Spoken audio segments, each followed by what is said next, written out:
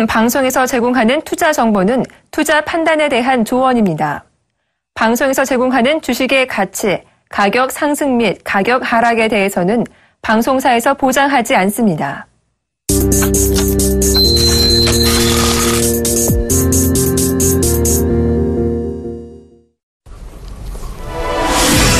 안녕하십니까. 개장과 동시에 출발 증시 화요일 2부 문을 열었습니다. 저는 박진영입니다. 자, 9월 21일 월요일 시장이 개장이 됐죠. 지난주 금요일에는 우리 시장이 미국 금리 동결 발표에 안도 랠리를 보였습니다.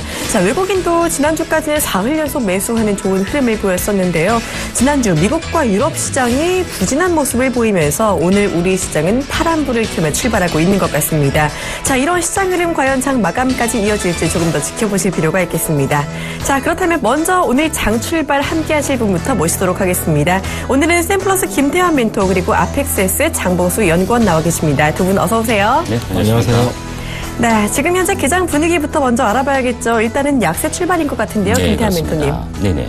일단 지난주에 우리 국내 시장 자체가 불확실성이 1차적으로 거쳐지면서 안돌릴리가 좀 나왔던 그런 모습입니다. 더군다나 외국인들이 3일 연속 순매수에 코스피 시장에 가담을 해주면서 무려 5천억 원이 넘는 물량을 대거 매수하는 그런 모습이었습니다. 따라서 그동안의 중소형주 위주의 또 테마주, 섹터별 위주로 시장이 좀 만들어졌다면 지수 관련 대형주, 즉 낙폭과대 대형주들도 일제히 반등을 주는 그런 모습이었는데요. 자, 일단 오전 개장 같은 경우는 주말 미국 시장과 그리고 유럽 시장 자체가 조정을 보이면서 국내 시장 자체가 다소 좀 조정권에 출발한 그런 모습입니다.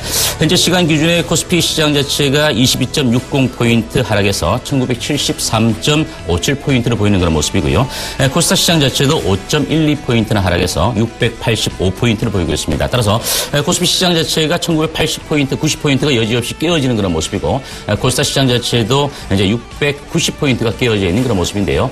자, 일단 그렇다면 우리가 시장 자체가 이대로 다시 한번 조정 국면으로 좀 진입을 할 것인가 이렇게 보기는 좀 어려운 것 같습니다. 왜냐하면 지금 어차피 코스피 시장 자체는 기술적으로 2000포인트에 근접했기 때문에 어떻게든 좀 조정 자체가 좀 들어오고 난 이후에 다시 한번 재상승을 보여줘야 되는 그런 시점에서는 적절한 조정 국면이 아니겠는가 이렇게 판단이 되고요. 코스닥 시장 자체는 코스피 시장과 함께 동반적인 하락을 보이고 있지만 코스닥 시장은 여전히 올라갈 수 있는 여력 자체가 아직은 더 남아있는 그런 모습이다라고 먼저 말씀을 드리겠습니다. 따라서 지금 현재 우리 청자분들께서 다시 한번 시장 자체가 조정 국면으로 들어가서 또다시 추가적인 조정 자체가 깊어지지 않겠느냐 이런 우려감을 좀 가질 수 있겠는 그런 모습인데요. 하지만 제가 보기엔 그렇습니다. 어차피 또 이번 주에는 미국과 중국의 정상회담이 또 있는 그런 모습이고요.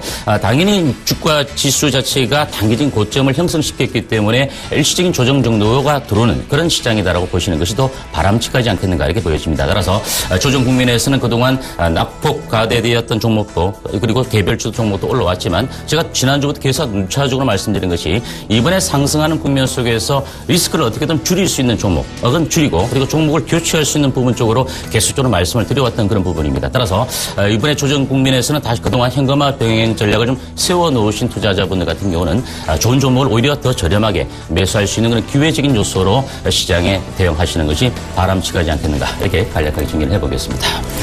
네, 오늘 말씀하신 대로 코스피와 코스닥 모두 약세를 보이고 있습니다. 코스피 같은 경우 1% 넘게 하락하고 있는데요. 일단 오늘의 조정이 적절한 조정 국면이다라는 말씀을 먼저 주셨습니다. 과연 이 전략 후강의 강세를 연출할 수가 있을지 조금 지켜보실 필요도 있겠고요. 일단은 지금 현재 조정은 좋은 종목을 저가 매수할 기회다라는 의견까지 주셨네요. 자, 이어서 업종별 움직임도 알아봐야겠죠. 장봉수 연구원님. 네, 먼저 코스피 업종별 지수 흐름을 살펴보겠는데요. 일단은 거의 전 업종에서 하락 출발을 하고 있는 모습을 보이고 있습니다. 그래서 가장 하락폭이 큰 업종 같은 경우에는 약 1.8% 하락 출발하고 있는 전기전자 업종이고요.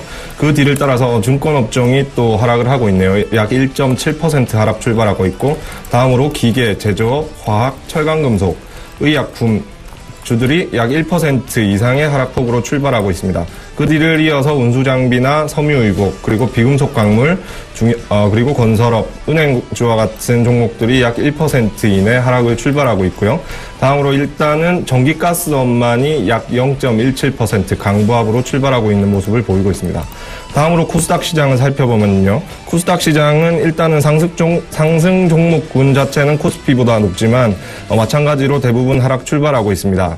코스피와 마찬가지로 섬유 의류 섹터가 1.8% 정도로 하락 출발하고 있고, 다음으로 조기, 목재도 1.7% 하락, 그리고 의료 정밀 기기도 1.4%, 그리고 디지털 컨텐츠, 비금속, 인터넷, 화학, 반도체 업종도 약 1%대 하락을 보이고 있습니다. 반면에 통신 서비스와 소프트웨어, 그리고 통신 장비, 통신 방송 서비스, 그리고 건설과 방송 서비스는 1%대의 1% 이하의 상승으로 출발을 하고 있는 모습을 보이고 있습니다.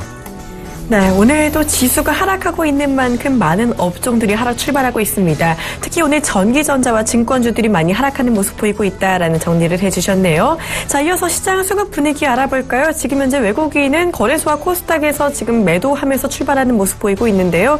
이 시장 선물 같은 경우는 조금 매수하면서 출발하고 있는 것 같습니다. 자, 전체적인 수급 분위기는 김태현 멘토님께 여쭙니다. 네, 일단 현재 시간 기준에 코스피 시장과 코스닥 시장 모두 일단 외국인들이 매도세가 나오는 그런 모습인데요. 현재 시간 기준에 코스피 시장을 보면 외국인들이 146억 원 정도 순매도를 보이고 있는 모습이고, 개인 투자자는 133억 원 순매수에 가담해주고 있습니다. 기관 투자자는 지난 주말에 모처럼 한 4일 만에 매도를 좀 소폭 보였다가 다시 한번 소폭 매수 출발하는 그런 모습인데요. 현재 5억 원 정도 순매수에 가담해주고 있는 모습입니다. 코스닥 시장 같은 경우도 외국인들이 23억 원 순매도 출발하는 그런 모습이고요. 기관 투자자는 코스피와 달리 5억 원 정도 순매도 보이는 그런 모습입니다.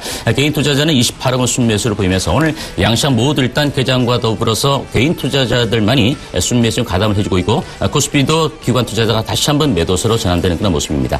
자, 일단 그렇다면 현재 선물 시장에서는 외국인들이 지난 주말에 이어서 다시 한번 좀 순매수에 가담해주고 있고, 콜옵션 같은 경우도 거의 4,400계약 이상 순매도를 보이면서 풋옵션보다는 콜 쪽으로 매수에 가담을 해주고 있다는 부분들, 즉 지수는 시작과 더불어서 개장 초에 과도하게 무너졌기 때문에 다시 한번 낙폭을 좀 줄여가는 그런 측면들이 좀 보여지는데요. 제일 중요한 것은 외국인들이 오늘 매도세가 과연 어느 정도 쏟아질 것인가. 물론 외국인들이 집중적인 매수세가 계속적으로 이어진다면 빠르게 시장 자체는 낙폭을 줄여갈 수 있는 그런 모습인데, 외국인들이 오늘 만약에 순매수를 가담하지 않고 조금 순매도로 좀 나온다 하더라도 그 물량 자체는 최근 3일간 계속적으로 담아왔기 때문에 일시적인 매물 출회의 가능성도 있다라는 부분, 이 부분을 우리가 좀 참조를 해보셔야 될 것 같습니다. 네, 이렇게 전체적인 수급 상황까지 알아봤습니다. 자, 이어서 외환시장 분위기도 알아봐야겠죠. 지금 현재 하나선물 정경필 팀장 전화 연결돼 있습니다. 안녕하세요. 네, 안녕하세요. 네, 우리 원달러 환율이 4흘 연속 하락한 이후에 오늘은 조금 상승 출발하고 있는 것 같습니다. 지금 현재 외환시장 동향 전해주시죠. 네, 오늘 서울 외시장은 지난주 금요일 종가 대비 9원 20전이 급등한 1172원에 개장했고요. 개장 이후에는 1170원 40전과 1172원 사이에서 거래되면서 이 시간 현재는 1171원 20전에 거래되고 있습니다. 오늘 환율이 급등 출발한 것은 지난 주말 뉴욕 금융시장에서의 위험 회피 심리를 반영하고 있습니다. 미 연준이 금리를 동결한 이후 향후 금리 인상 시기와 관련된 불확실성이 증폭되면서 위험 회피 심리가 다시 되살아났고요. 뉴욕 증시와 국제 유가 그리고 미 국채 수익률이 하락하는 가운데 원화와 호주달러 등 위험 통화들이 약세를 보였습니다.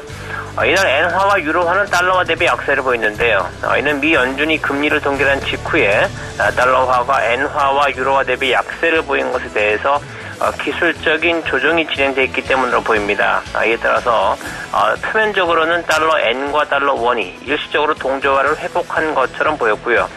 달러 원 1개월물은 현물 환율로 환산해 1172원 55전 수준에서 뉴욕 여교의 시장 거래를 마감했습니다. 지난주 금요일 서울시장에서 달러원은 전일 종가 대비 3원 10전이 하락한 1162원 80전을 마감했는데요. 표면적으로는 달러원이 미 금리 동결에 반응해 약세를 보인 것으로 인식할 수 있겠습니다. 그러나 사실상 이전 여교의 시장에서 달러원은 1159원까지 하락한 바 있고요. 이때부터 진행된 위험 회피에 의한 달러원 상승이 서울시장에서 기술적인 조정을 보이면서 하락 마감으로 나타났다고 볼 수 있습니다. 1159원에서부터 시작된 위험 회피에 의한 달러원 상승이 재개된 것이 지난 주말 뉴욕 여교의 시장에서의 달러원 상승이고요. 오늘 서울시장까지 그 분위기는 지속될 전망입니다. 오늘 달러원의 동향과 관련해서 주목할 변수는 대내적으로는 외국인들의 순매도 재개 여부와 월말을 앞둔 수출업체들의 대응이 되겠고요. 업체들이 위험 회피에 의한 달러원 상승이 지속될 것으로 판단할 경우 내고의 출회를 늦추면서 달러 원의 상승에 영향을 줄 전망입니다. 대외적으로는 중국 증시 동향과 이에 반응하는 호주 달러의 동향이 달러 원의 동향에 영향을 줄 전망입니다. 미 연준이 금리를 동결한 이후에 다시 시장에서 부각되고 있는 불확실성은 기술적으로는 글로벌 증시와 달러 엔 그리고 호주 달러 등이 새로운 하락 추세를 시작하는 지점과 맞물려 있고요. 이에 따라서 다시 한번 위험 회피 거래가 크게 진행되면서 이에 따른 엔화의 강세와 위험 통화들의 약세가 진행될 가능성을 열어두시면서 시장을 대응할 필요가 있다는 말씀을 드리겠습니다. 오늘 달러 원은 1168원에서 1177원 사이 거래 범위 예상됩니다. 네, 일단 오늘 원달러 환율 동향 같은 경우 외국인의 순매도 재개 여부 그리고 중국 증시 동향까지 조금 더 잘 주목해 보시는 게 좋겠다라는 이야기까지 주셨습니다. 지금까지 하나선물 정경팔 팀장과 함께 외환시장 동향까지 알아봤습니다. 고맙습니다. 네, 감사합니다.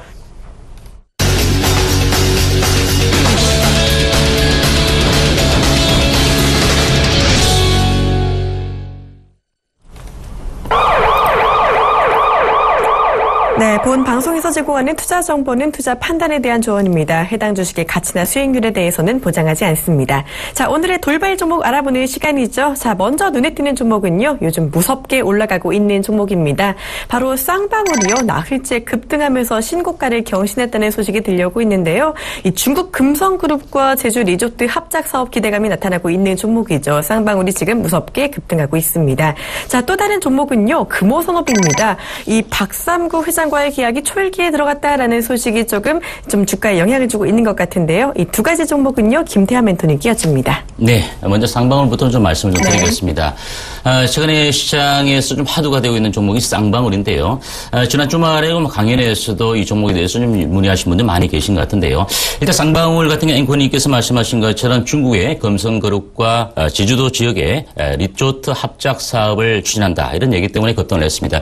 일전에 이 쌍방울을 보니까 예전에 그 제주 반도체 같은 종목도 좀 기억이 나는데요. 그 종목도 역시 중국의 M&A가 되면 주가 자체가 강하게 급등을 했던 그런 모습과 유사한 그런 모습인데요. 자, 일단 분기 실적만 놓고 보면 쌍방울의 주가 자체가 3분기 만에 2분기에 영업이익이 한 11억 원 정도 나왔던 그런 모습입니다. 아마 아직은 실적 자체가 그렇게 확실하게 펀더멘털이 개선되어진 종목은 아닌데요. 이와 같은 재료에서 수급에서 주가 자체가 강하게 급등하는 그런 모습입니다.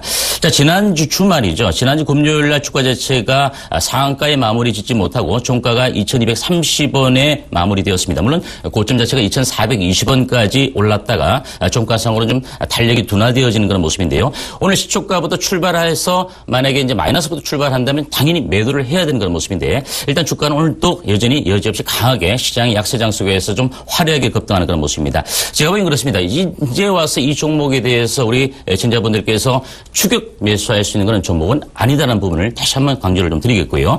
다만 이제 보유하고 계신 분들에 한해서는 제가 그렇습니다. 지난주 주말에 장중의 고점 2420원에 고점 자체가 깨어지게 되면 일단 절반 정도는 차익 실현을 해야 되는 그런 종목이다라고 말씀을 드리고요. 물론 지난 주말에 장중의 고점 자체가 깨어지지 않는 그런 모습이라면 보유하고 계신 분들은 아직은 좀 더 지켜볼 필요가 있다. 이런 부분을 말씀을 드립니다. 따라서 이 종목은 이제 보유자의 영역이지 여기서 추격 매수해서 손실을 보게 된다면 다시 한번 여러분들이 내동매매하는 즉 추격 매수해서 내동매매하는 그런 매매 패턴 때문에 손실을 볼 수 있는 그런 부분을 충분히 말씀을 드리겠습니다. 따라서 이제 보유하고 계신 분들은 지난주 주말에 장중 고점을 깨지 않는 측면에서는 보유 전략 유지하시고 이 가격대가 깨어지면 절반 분할 매도 이후에 나머지 물량은 5일 이평선의 지지 여부를 체크해 가시는 전략 자체가 필요하다는 부분을 다시 한번 말씀을 드리겠습니다. 네, 일단 쌍방울 같은 경우는요. 추격 매수는 안 된다라는 말씀을 강하게 해주셨고요. 보유하신 분들 같은 경우는 지난주 장중 고점이 깨질 경우에 이익 실현 전략에 대해서까지 말씀을 해주셨습니다. 자, 이어서 금호산업도 알아봐야 될 텐데요. 지금 금호산업 같은 경우 어떻게 대처하는 게 좋을까요? 네, 일단 금호산업도 현재 매각과 관련해서 주가가 좀 반등의 흐름을 좀 보이는 그런 모습인데요. 일단 금호산업과 이제 채권단 간의 이제 매각 절차에 대해서는 이제 금호아시아나항공의 박상무 회장과의 어떤 계약의 초일기가 좀 현재 와 있다라는 부분인데 이미 주가 자체는 지난주에 이미 주가 자체가 좀 강하게 반등을 주었다가 밀렸던 그런 모습인데요. 주가가 9월 14일입니다. 9월 14일 24,300원대까지 강하게 떴다가 이와 같은 재료가 이미 좀 시장의 반응이 선반영이 되었다. 이런 부분을 좀 말씀을 드리고 싶고요. 그리고 좀 조정 이후에 다시 한번 반등을 주는 모습인데 제가 보기엔 그렇습니다. 물론 매각이 원활하게 성사가 되어지는 그런 부분이라면 이미 이 재료는 주가에 반영이 되었던 그런 부분이고 물론 이제 향후에 이 종목 자체가 어느 정도의 수렴 과정을 거치고 난 다음에 분명히 안정화되는 그런 모습을 보여줄 수 있을 것이다라는 부분에 대해서는 제가 긍정적인 측면을 좀 말씀을 드리겠는데요.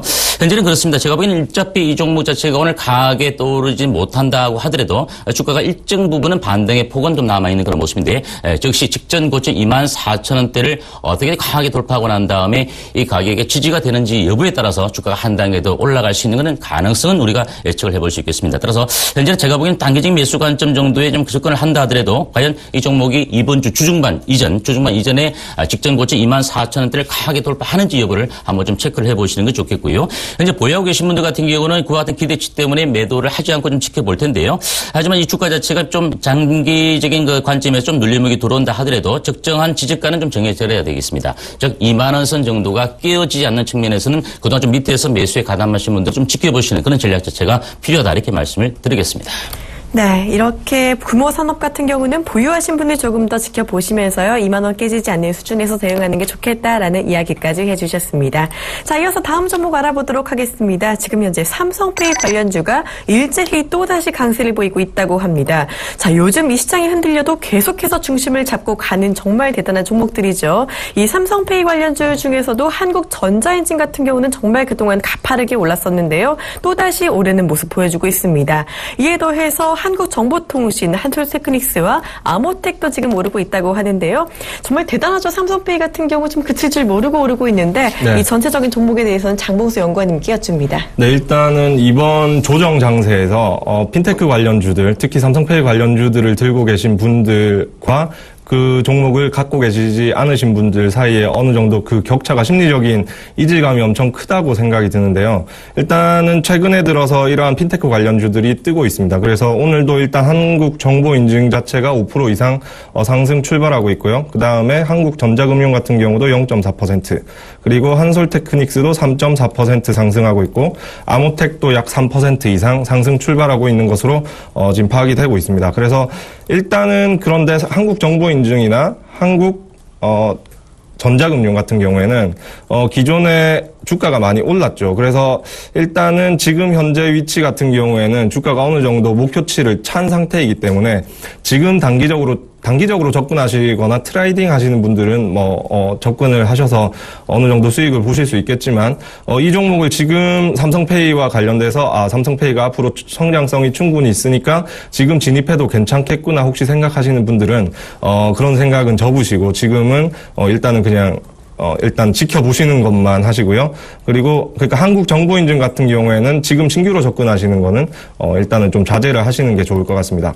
그리고 한국전자금융 같은 경우에도 엄청 상승했죠. 그래서 일단은 7월 중순에 약 3,000원 정도 하던 주가가 지금 현재 12,000원 정도 부근에서 지금 움직이고 있습니다. 그래서 이 종목 같은 경우도 지금 현재는 기존에 3,000원부터 하신 분들이 지금까지 보유하고 계신지는 모르겠는데 어쨌든 간에 보유자의 영역입니다. 그렇기 때문에 지금 이 위치에서 이 종목을 따라잡는다라는 것도 이것도 물성설이고요. 일단은 이 종목 자체도 단기적인 트레이딩으로 접근하신 분들 이외에는 장기적인 성장성이 물론 있겠지만 지금 위치는 아니라는 걸 이제 알려드리고 싶습니다. 그리고 한솔테크닉스와 아모텍이죠. 한솔테크닉스 같은 경우에는 이제 무선 충전과 관련된 주인데요. 일단 무선 충전 같은 경우에는 기존에는 이렇게 말씀드리고 싶습니다. 기존에는 와이파이 시대였다면 이제 앞으로는 와이파워 시대가 되는 거죠. 그래서 과거에는 어떤 카페나 아니면 길거리를 돌아다니면서 주변에 와이파이 신호가 잡히는 곳만 찾으면서 돌아다니시는 분들도 있으셨죠. 왜냐하면 인터넷을 사용하기 위해서. 그런데 이제 앞으로는 와이파워, 그러니까 즉 무선 충전이 되는 곳만을 찾아다니시는 분들도 생기실 것 같고요. 그렇기 때문에 그만큼 무선 충전 패드에 대해서 수요가 늘어날 것이고 그와 관련돼서 한솔테크닉스의 주가도 어느 정도 상승하지 않을까 생각이 들고, 한솔테크닉스 같은 경우에는 최근에 급등세를 보였지만 주가를 전체적으로 봤을 때는 아직까지 전체적으로 박스권 내에서 움직이고 있고 지금 현재는 박스권 상단에 거의 도달해 있는 상황입니다. 그래서 일단은 신규로 접근하시는 것도 일단 이 한솔테크닉스 같은 경우에는 반대지만 일단 좀 장기적으로 봤을 때는 지금 상승하고 그 이후에 조정을 받을 때는 충분히 한솔테크닉스는 접근할 수 있다고 생각이 들고 실적도 꾸준히 증가하고 있기 때문에 괜찮다고 생각이 듭니다.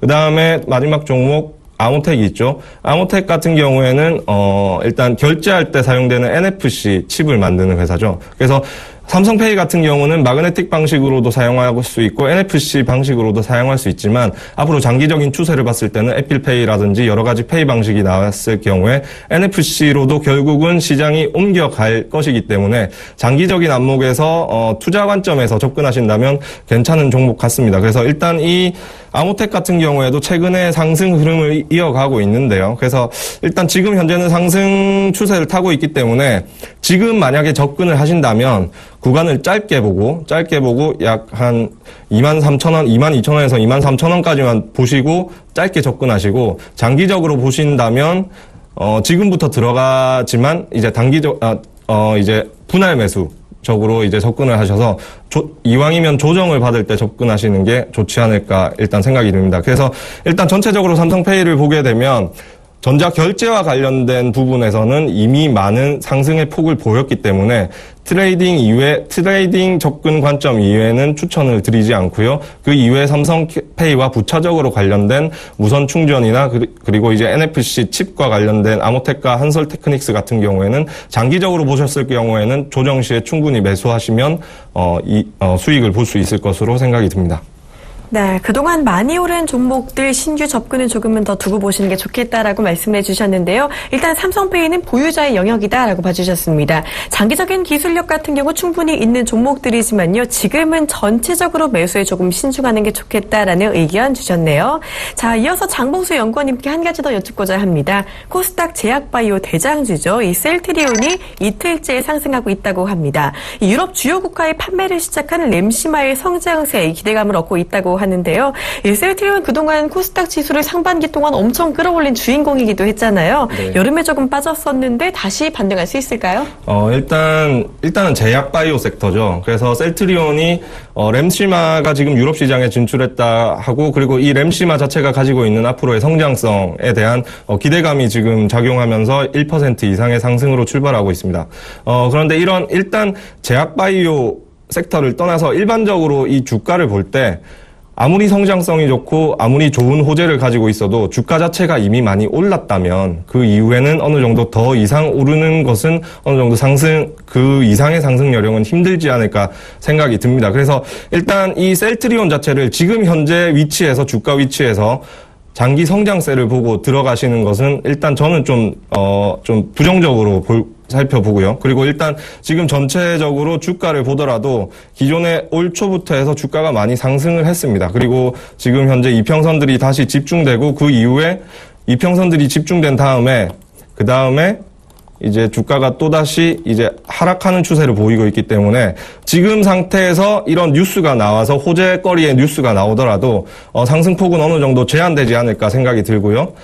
일단은 지금 현재 위치에서 상승을 해도 약 75,000원 부근, 76,000원 부근까지는 상승을 할 수 있겠지만 그 이상은 어느 정도 상승을 한다 하더라도 시간이 좀 더 필요하지 않을까 싶고 이걸 장기적으로 보시는 분들은 일단은 지금 들어가는 것은 추천하지 않습니다. 그리고 그 이전에 약 75,000원 이후 그 이상의 영역에서 매수를 하시고 지금 만약에 물려 계신 분들이 있다면 지금 현재 어느 정도 물타기를 하신 다음에 약 75,000원, 6,000원 부근이 오면 어느 정도 비중을 확 줄이시면서 앞으로 이 셀트리온에 대해서 비중을 점차 줄여나가시는 방식으로 접근하시는 게 좋지 않을까 생각합니다. 일단은 램시마에 대한 성장성은 있지만 주가 자체가 많이 올랐기 때문에 이 주가가 더 올라가기에는 좀 힘들지 않을까 하는 게 제 생각입니다.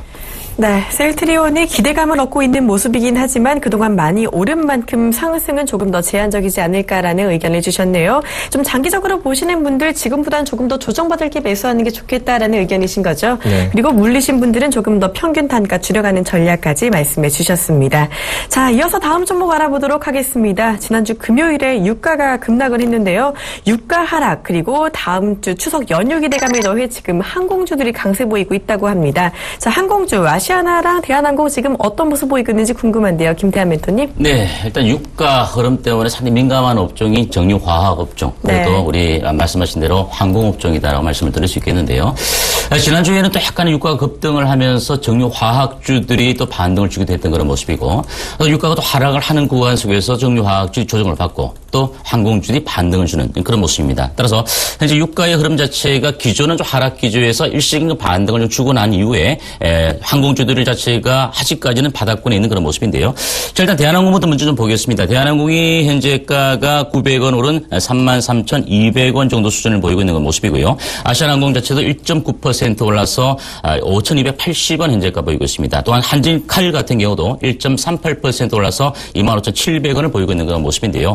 자, 일단 그 연휴 기간입니다. 우리도 이번 주 주말이 되면은 또 추석 연휴가 되는 그런 모습이고, 또 중국 같은 경우도 충분한 이제 또 연휴 기간이 또 시작이 되면서 요구들의 또 국내 방한 이런 기대감도 분명히 항공주들이 영향을 미치지 않을까 이렇게 보여지는데요. 자, 그동안 좀 많이 빠졌습니다. 대한항공과 아시아나항공 주가들이 좀 많이 빠졌는데, 일단 차트가 보이시는 부분이 바로 대한항공의 차트가 되겠는데요. 자, 그동안 많이 빠졌기 때문에 기술적인 그 반등 정도가 유입될 수 있는 그런 부분이다라고 말씀을 드립니다. 따라서 지금 현재 이 주가들이 여기서 본격적인 이제 업황의 회복과 유가의 또 안정적인 기조, 하락의 기조 자체가 과연 이어진다면 충분히 바닥권에서 탈피할 수 있는 가능성은 있다라는 부분 말씀을 드리겠습니다. 따라서 이 점을 아마 신규적인 매수 관점으로 접근하시는 분들보다 오히려 그 전에 매수해서 손실을 보신 분들이 더 많을 것이다, 이런 부분을 말씀드리겠는데요. 그렇다면 현재로서는 제가 보기에는 그렇습니다. 좀 중장기적 관점에서 놓고 봤을 때 유가의 흐름에 가장 민감하긴 하지만 중요한 것은 또 실적적인 부분 자체가 또 반영이 되어야 되는 그런 모습이 되겠죠. 따라서 항공주들은 여러분들이 보시기에 지금은 중장기적인 바닥권 정도 영역이 있기 때문에 손실을 보시는 분들은 보유 전략을 세워서 갈 필요가 있다라는 부분 말씀을 드리고, 단기적인 매수 관점에서 놓고 봤을 때도 지금 현재 가격대에서 매수하신다면 1차적으로 한 15에서 20% 정도의 단기적인 상승 흐름은 조금씩 이어질 수 있는 그런 부분이다라는 말씀을 드리겠습니다. 따라서 아시아나항공도 잠깐 차트를 좀 보시면서 말씀을 드리겠는데요. 아시아나항공 주가 자체도 역시 마찬가지입니다. 대한항공의 주가가 유사한 그런 패턴을 보이고 있기 때문에 만약에 여기서 단기적인 측면에서 접근을 한다라면 제가 보기에는 좀 어려운 그런 국면이고, 좀 중기적 관점에서 접근하시는 분들은 지금 일정 부분 포트를 구성해서 10에서 15%, 좀 많게는 20% 정도의 수익을 보겠다는 분들은 매수 관점은 가능하다, 이렇게 말씀드리고, 그전에 손실 보신 분들은 좀 시간이 걸리더라도 보유 관점 유지해 가시는 것이 좋지 않을까, 이렇게 말씀을 드리겠습니다. 네, 일단 지금 항공주들 지금 바닥권에 있는 만큼 보유하신 분들은 조금 더 가져가고 좀 저가 매수도 괜찮은 시점이다라는 말씀까지 주셨습니다. 자, 김태환 멘토님께 한 가지 더 여쭙고자 합니다. 전자장비 관련 주죠. 코텍이요. 네. 이 산업용 모니터를 위주로 만드는 종목인데, 이 코텍 사상 최대 실적이 가능하다라는 전망에 지금 강세 보이고 있는 모양입니다. 코텍은 지금 어떤가요?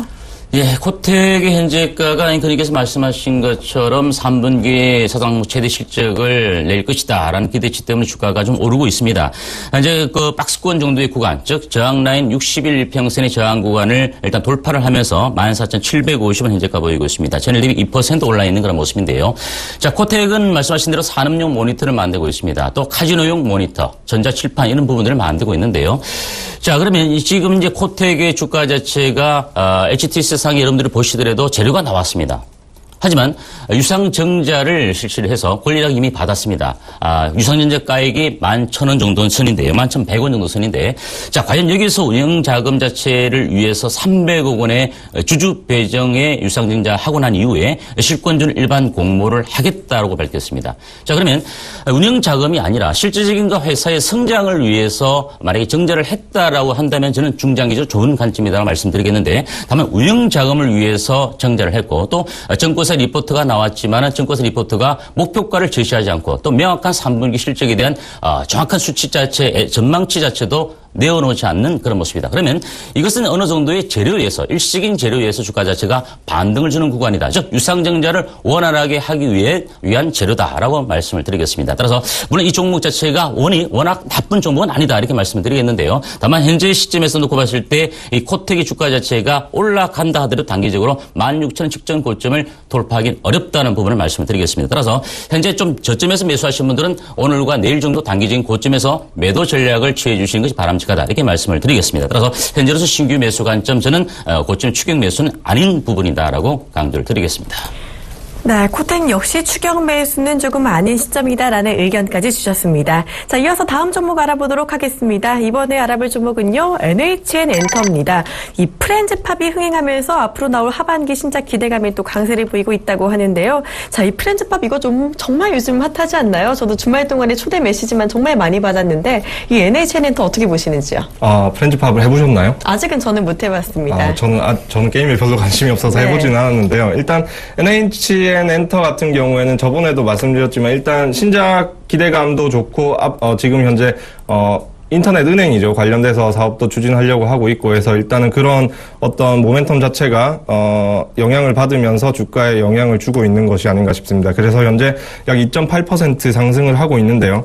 전체적으로 일단은 NHN엔터 같은 경우는 유상증자를 하고 나서도 계속 주가가 떨어지는 패턴을 보이고 있습니다. 그리고 역배열이죠. 그래서 이러한 NHN엔터가 가지고 있는 그리고 지금 현재 보이고 있는 게임과 아니면 인터넷 은행 그리고 기존에 하고 있던 그런 기존의 사업을 영위하고 있던 영역 자체가 성장성이 있더라도 일단은 이 주가 자체가 수익을 얻기 위해서 주식을 사게 되는데요. 수익을 얻게 되기까지 시간이 어느 정도 필요하지 않을까 하는 생각이 듭니다. 그래서 일단 저번에 방송에도 NHN엔터가 나왔는데 그때 아마 이 121선을 뛰어넘는 당시 그때 위치가 아닌가 생각이 드는데요. 일단은 그때 121선을 넘고 나서 단기 조정을 받고 난 뒤에 다시 상승을 보이고 있지만 이 상승도 어느 정도 제한점이 있지 않을까 싶고요. 66,000원. 그러니까 현재 부근이 거의 단기적인 박스권의 상단권이라 생각되기 때문에 이전에 이 NHN엔터를 매수하신 분들은 지금 어느 정도 물량을 더시는 기회로 생각하시고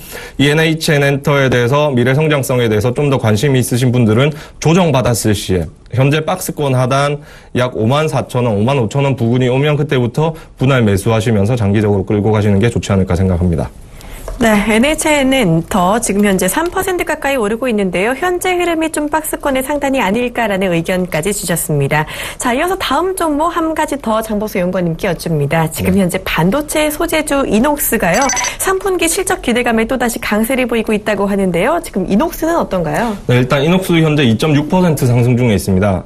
일단 여기서 중요한 거는 이녹스라는 종목도 중요하지만 이제 추석이 지나고 나면 이제 어닝 시즌이 다가오죠. 그렇기 때문에 앞으로는 또 실적에 민감하게 반응을 해야 되는 시즌이 다가오고 있다는 걸 이제 명심을 해야 될 시기고요. 그래서 그런 관점에서 일단 이녹스를 봤을 때 일단은 현재는 호실적 전망에 대한 기대감이죠. 그리고 이 이녹스가 어떤 사업을 영위하고 있는지를 보면 플렉서블 PCB 회로 기판을 만드는 회사입니다. 그래서 이 플렉서블 PCB 회로 기판이 앞으로 성장성을 구가받기 위해서는 결국은 OLED, 플렉서블 디스플레이와 같이 연동이 돼서 가야 되는 것이죠. 그래서 OLED 디스플레이가 가지는 이제 장점 자체가 플렉서블 디스플레이를 만들 수 있다는 것인데 디스플레이가 플렉서블하게 유연하게 움직이려면 그와 연동된 회로기판 자체도 유연하게 움직일 수 있어야 되겠죠. 그래서 일단은 그런 부분에 있어서의 이녹스가 만드는 플렉시블 PCB 기판 자체는 성장성은 있습니다. 하지만 이 플렉서블 PCB 기판 자체에 대한 진입장벽 자체가 낮기 때문에 앞으로 이 분야 자체가 부각받게 되면 충분히 치킨 게임이 되어버릴 수 있는 분야이기 때문에 일단은 접근에는 어느 정도 조심스럽게 접근해야 되지 않을까가 일단 제 개인적인 생각이고요. 그리고 일단은 현재 위치에서 지금 주가가 많이 떨어진 상태에서 다시 반등이 들어와서 지금 또 단기적인 저항권에 있는 위치인데요. 일단은 3분기 실적이 호실적이라고 기대가 되기 때문에 일단 이 종목 자체는 3분기 실적을 실제로 확인을 하고 들어가도 늦지 않다고 생각이 되고요. 일단 지금 위치에서 접근하시는 거는 추천드리지 않고 어느 정도 그 조정을 받았을 때, 그러니까 12,000원 부근까지 떨어졌을 때 주가가 다시 조정으로 12,000원 부근까지 하락하게 된다면 그때부터 또 야금야금 분할 매수하시는 관점이 좋지 않을까 생각합니다. 단 너무 장기적으로 끌고 가진 마시고 어느 정도 단기적으로 박스권 내에서 수익을 얻으시는 전략을 취하는 게 좋지 않을까 생각이 듭니다. 네, 이노옥스 같은 경우 3분기 실적을 먼저 눈으로 확인하고 들어가도 늦지 않는다라고 해주시면서요. 12,000원 부근에서 조정 시 분할 매수 관점 단기적으로 가져가는 말씀 해주셨습니다. 자, 이번에는 다음 종목 알아보도록 하겠습니다. 지금 현재 사물 인터넷주죠. 코코미 강세를 보이고 있습니다. 자, 어린이집 CCTV 설치 의무화 소식이 들려오면서요. CCTV 관련주인 이 코콤이 또 좋은 모습 보이고 있는데요. 자, 이 코콤 같은 경우 그동안 김태환 멘토님께서 몇 번 말씀해 주시기도 했던 종목인데 지금 그렇습니다. 잘 가고 있네요. 어떻게 보시는지요? 네, 9월 7일 날 탑5 시간을 통해서 말씀을 드렸던 종목이고요. 이제는 좀 매수의 관점에 가담해도 좋을 종목이다라고 말씀을 드렸습니다.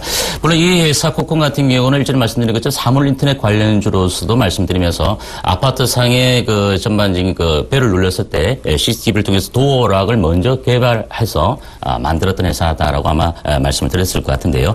자, 일단 코콤 같은 경우 현재 CCTV 설치 의무화와 관련해서 관련주들이 일제히 지금 급등을 하고 있는 그런 모습입니다. 잠깐 제가 섹터를 좀 살펴보니까요. 현재 뭐 경봉 주가 자체도 급등을 하고 있는 그런 모습이고 또 CCTV 관련해서도 한양 하이타우나 뭐 코콤, 인콘, 코맥스 그리고 ITX 시큐리티 같은 종목도 상한가까지 급등한 그런 모습입니다.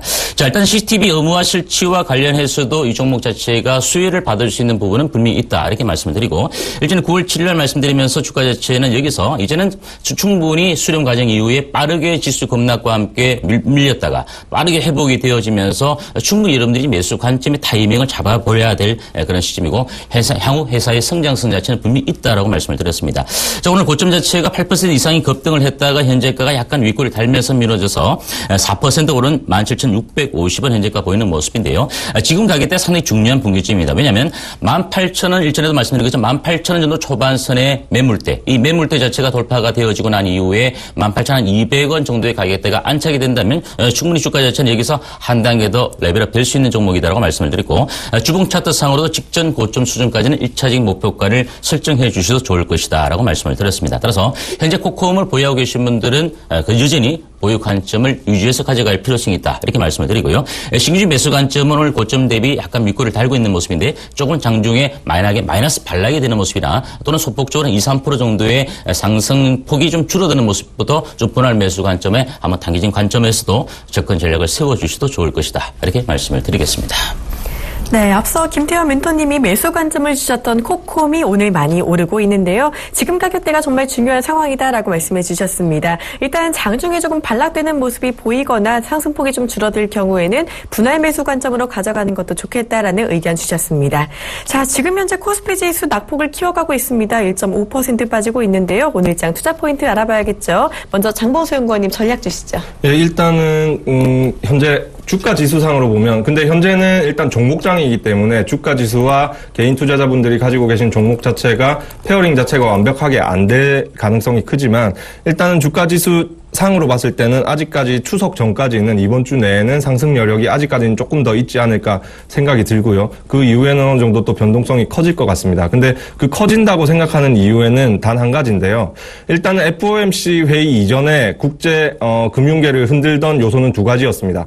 즉 금리 인상에 대한 불확실성과 그리고 중국 내수 경기 위축에 대한 우려감이었죠. 근데 그중에 하나는 사라졌습니다. 금리 인상에 대한 우려는 사라졌죠. 하지만 미국이 금리 동결을 하면서 내세운 이유 자체가 중국이나 이머징 마켓 자체에서의 어떤 경기 위축에 대한 우려감이기 때문에 항목은 두 개에서 하나로 사라졌지만 그 남은 하나 항목의 그거의 중요성 자체는 그대로 남아있기 때문에 앞으로 그 신흥국 시장에서의 경기 위축과 관련된 뉴스가 나오면서 시장이 또 한 번 더 흔들릴 수가 있지 않을까 생각을 합니다.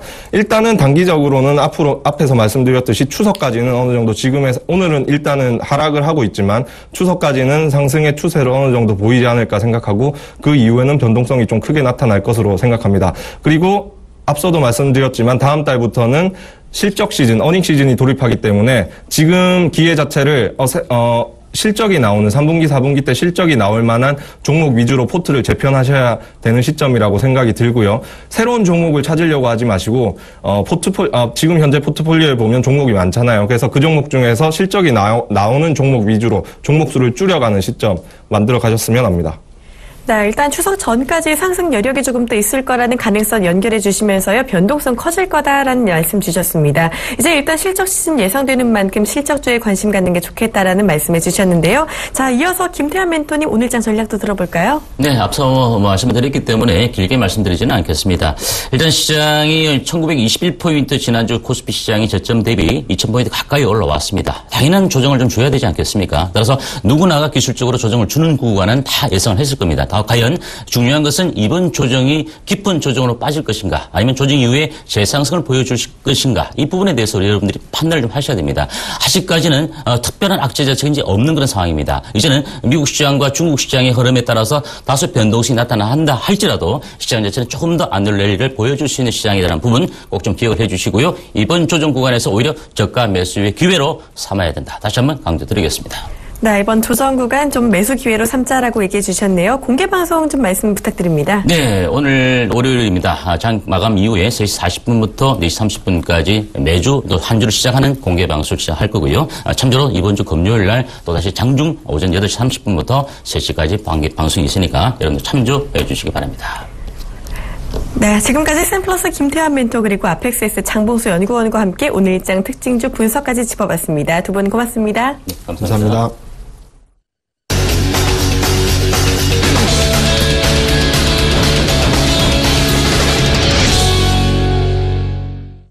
네, 지금 현재 시장 계속해서 낙폭을 키워가고 있는 모습입니다. 조금 더 자세한 이야기는 증권사를 통해 들어보도록 하겠습니다. 먼저 화면 함께 보시죠.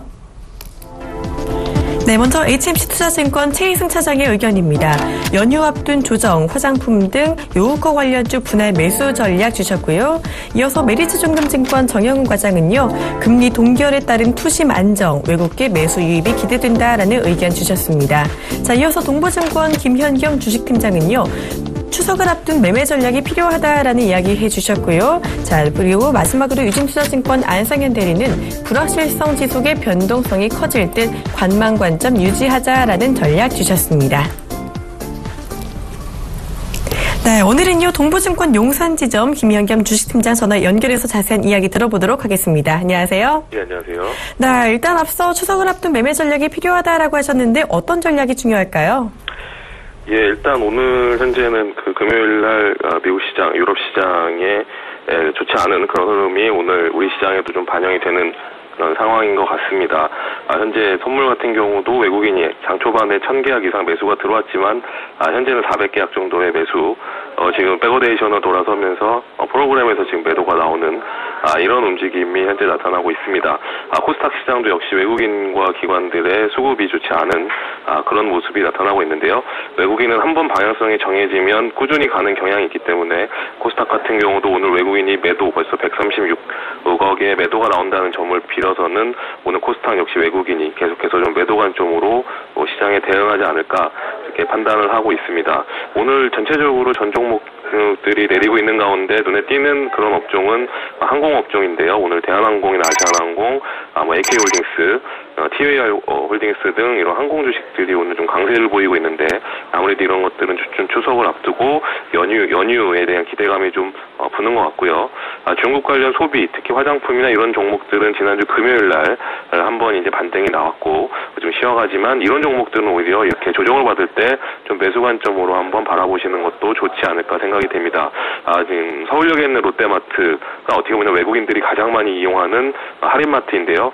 여기가 전년 동기 대비해서 50% 이상 매출액이 급증했다는 얘기가 오늘 신문에 나온 것처럼 계속해서 지금 중국인이나 일본인들 추석을 앞두고 일본은 벌써 이제 휴일에 들어가고 있죠. 그렇기 때문에 이런 그런 여행객 수요들이 우리나라에 많이 올 예정이기 때문에 이런 쪽에 관련된 주식들은 지금 좀 단기적으로 한번 관심을 가져도 좋지 않을까 이렇게 생각을 하고 있고요. 길게 봐서는 다음 주 저희도 추석을 넘어가면 이제 3분기 실적 시즌이 도래하기 때문에 이런 3분기 실적 시즌에 맞는 그런 투자 전략 계속해서 말씀을 드리는데요. 아무래도 환율 효과가 있는 수출 관련 대형주들, 특히 뭐 IT나 자동차, 그다음에 화학 이런 쪽 종목들은 조정시마다 좀 비중을 확대하는 그런 전략이 필요할 것이라고 생각이 됩니다. 네, 일단 오늘은 특히 추석을 앞두고 중국 소비와 항공 여행주 그리고 통신주에 대한 관심까지 강조를 해주셨습니다. 지금까지 동부증권 용산지점 김현겸 주식팀장과 함께 증권사 전략 이야기까지 들어봤습니다. 고맙습니다. 네, 감사합니다.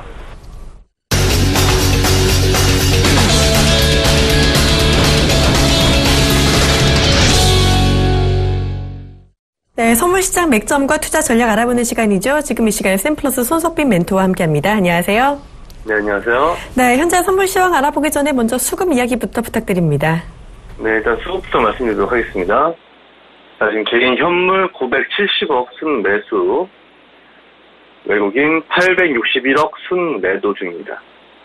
기관 202억 순매도 중이고, 선물 수급 살펴보면 개인 1495계약 순매도, 외국인 531계약 순매수, 기관 1195계약 순매수 중입니다. 옵션 수급 살펴보면 개인 콜옵션 5642계약 순매수, 풋옵션 2944계약 순매도 중이고, 외국인 콜옵션 4744계약 순매수, 풋옵션 2478계약 순매도 중입니다. 기간 콜옵션 1943계약 순매도 중이고, 풋옵션 5089계약 순매수 중인데, 일단 지금 수급적인 특징을 보면은 지금 굉장히 좀 혼조세 양상 수급 모습을 좀 보여주고 있습니다. 자, 일단 오늘의 주요 거래 전략 말씀드리도록 하겠습니다. 상승 1차 저항선이 240, 상승 2차 저항선이 242, 하단 1차 지지선이 236, 하단 2차 지지선이 232에 형성되어 있습니다. 지난주 시장은 수요일과 금요일 이틀에 걸쳐서 큰 상승 모습을 좀 보여줬는데, 코스피 공매도 비중을 연중 최고 수준인 8%대에서 5%대까지 급감시키면서 비이성적인 시장 성격을 보여주면서 변동폭을 크게 늘린 한 주였습니다. 오늘은 개파락으로 2.7포인트 하락한 238.60의 시가 출발해서 지금 위아래로 한 번씩 좀 흔들고 있는 모습이고, 현재는 위아래로 모두 큰 폭으로 움직일 수 있는 환경을 좀 조성해둔 시장 상황이며, 지난주 금요일 가격을 좀 극적으로 좀 올려치면서 외국인이 품매수를 6만 개가량 순매수해둔 상황이기 때문에 순간적인 좀 하락 움직임에 좀 유의하셔야 될 시기입니다. 또한 지난주 시장은 불확실성이 좀 만연한 시장 상황에서 상승 베팅을 좀 너무 심하게 오버했던 모습이기 때문에 많은 개인 투자자분들이 지금 상승 기대감을 좀 갖도록 시장을 좀 조성해줬고, 이럴 때 시장 가격이 원래 가격대로 좀 돌아오게 된다면 많은 개인 투자자분들이 좀 대응하기가 좀 힘들 것으로 좀 보고 있는데, 일단 당분간 국내 시장은 15분상 종가로 시가 대비 0.5포인트 이상 먼저 미는 쪽 방향을 좀 배팅을 해야 되고, 오늘은 하방을 좀 먼저 밀었기 때문에 238 가격 위로 올라오게 되면 그때 좀 매도를 잡으시면 수익을 내시게 되면 유리하시겠습니다. 네, 지금까지 선물시장 전략에 대해서 샘플러스 손석빈 멘토와 함께 알아봤습니다. 고맙습니다. 네, 감사합니다. 네, 지금 현재 우리 시장 계속해서 조정을 좀 받고 있는 모습입니다. 남은 시간도 저희 서울경제TV와 함께 하시면서 계속해서 투자 전략 잘 짜 가시길 바랍니다. 자, 출발 증시와이드 오늘은 여기서 마무리하도록 하겠습니다. 시청해주신 여러분 고맙습니다.